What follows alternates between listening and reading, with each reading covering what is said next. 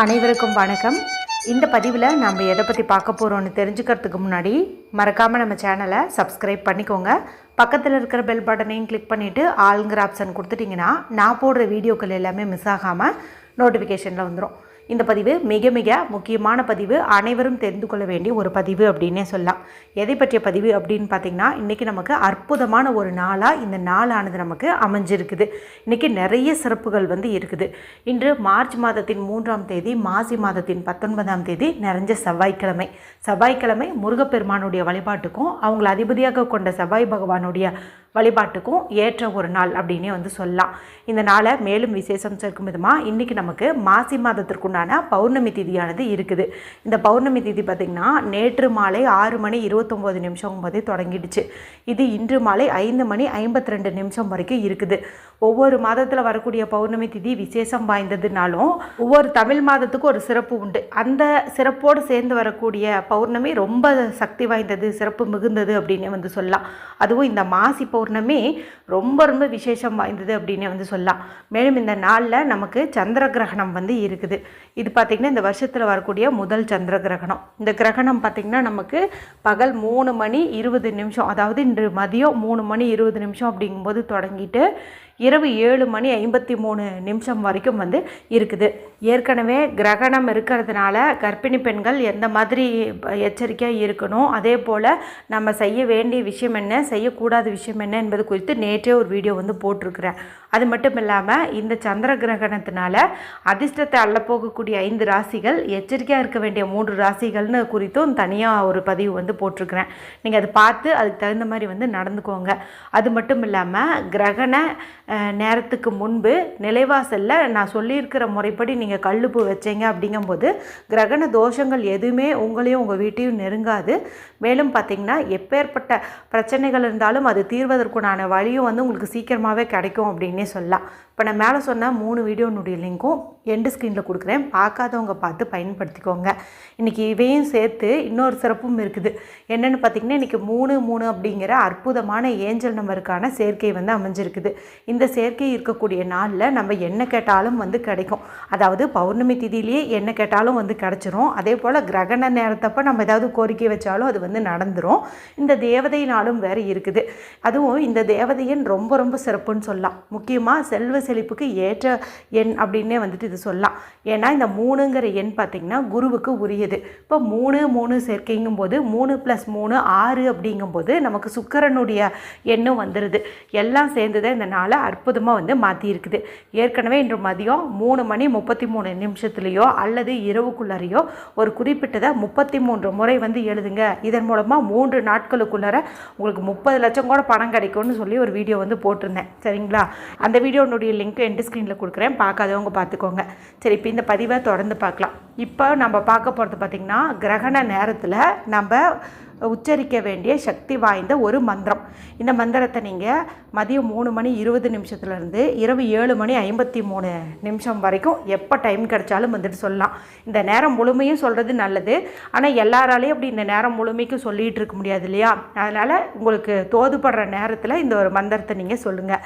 27 முறை, 108 முறை, 1008 முறைன்னு எத்தனை முறை வேணாலும் நீங்கள் சொல்லலாம். பொதுவாகவே நம்ம கிரகணத்தப்போ ஒரு மந்திரத்தை சொல்கிறோம் அப்படிங்கும்போது அது 1 கோடி முறை மந்திர ஜபம் பண்ணதுக்கான பலனை கொடுத்துரும்னு சொல்லுவாங்க. மேலும் இந்த நேரத்தில் நம்ம சொல்லக்கூடிய மந்திரம் நமக்கு உடனேவே காரிய சித்தியை கொடுத்துரும். அதனால் எல்லாருமே சொல்லுங்கள். மேலும் இந்த நேரத்தில் நம்ம செய்யக்கூடிய அந்த தானம் இருக்குது இல்லையா, அது பல மடங்கு பலனை நமக்கு கொடுக்கும். பௌர்ணமி திதியில் தானம் கொடுக்கறதே சிறப்பு. அதுவும் கிரகணம் இருக்கும்போது கொடுக்கறது இன்னும் சிறப்பு அப்படின்னே சொல்லலாம். சரி, இப்போ நம்ம என்ன பொருள் தானம் கொடுக்கணும், என்ன மந்திரம் சொல்லணும் அப்படிங்கிறத பார்த்துடலாம். இன்றைக்கி நம்ம தானம் கொடுக்க வேண்டிய பொருள் பார்த்திங்கன்னா துவரம் பருப்பு.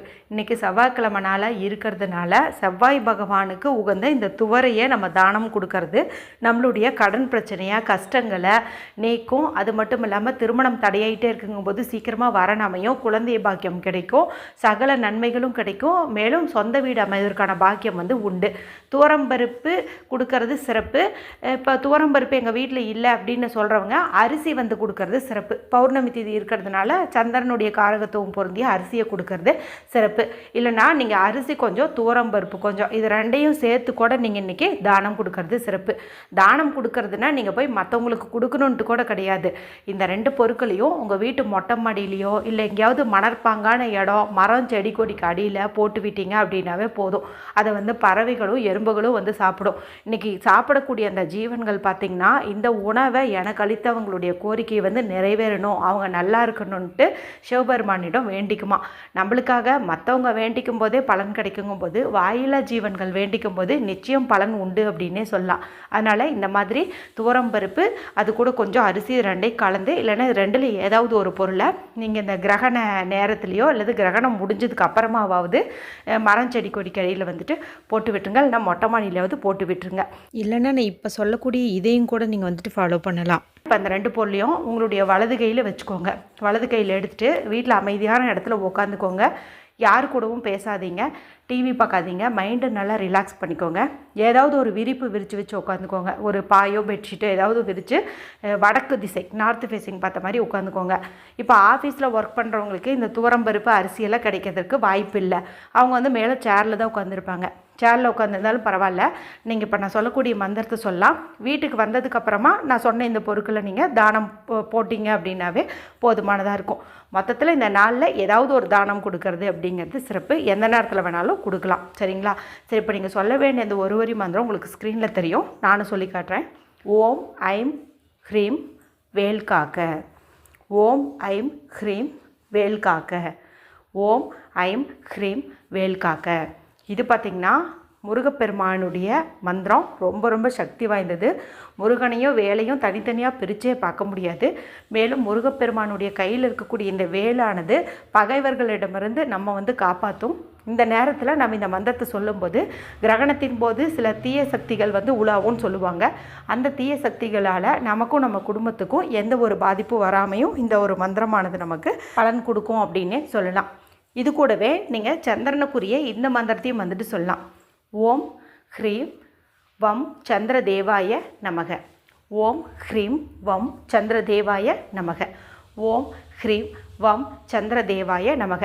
இன்றைக்கி சந்திர கிரகணமாக இருக்கிறதுனால இந்த ஒரு மந்திரத்தை சொல்லும்போது சந்திர கிரகண தோஷ நிவர்த்தி ஆகும் அப்படின்னு வந்து சொல்லப்படுது. இந்த 2ஐயுமே நீங்கள் தனித்தனியாக 27 முறை 108 முறை இந்த மாதிரி வந்துட்டு சொல்லலாம். இது ஒரு 27 முறை சொல்லுங்கள். அதுக்கப்புறமா இந்த மந்திரத்தை ஒரு 27 முறை சொல்லுங்கள். இல்லைன்னா இது ஒரு 108 முறை, அது ஒரு 108 முறை, இந்த மாதிரி வந்துட்டு சொல்லுங்கள்.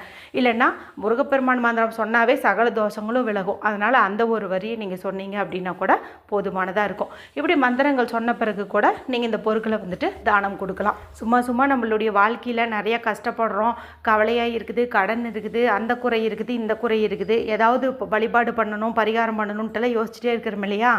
எல்லாத்துக்கும் மேன்மையான ஒரு நாளை இந்த நாள் நமக்கு கிடச்சிருக்குது. இந்த நாள் நம்ம சரியாக பயன்படுத்திக்கிட்டோம்னாவே நம்ம 1000 பரிகாரங்கள் 1000 வழிபாடுகள் செஞ்ச பலன் நமக்கு இது ஒன்றே வந்து கொடுத்துரும். அதனால் யாருமே மிஸ் பண்ணாமல் பயன்படுத்திக்கோங்க. வீடியோ பிடிச்சிருந்தால் மற்றவங்களோடையும் ஷேர் பண்ணுங்கள், லைக் பண்ணுங்கள். மற்றும் ஒரு பயனுள்ள பதிவில் உங்களை சந்திக்கிறேன். நன்றி, வணக்கம்.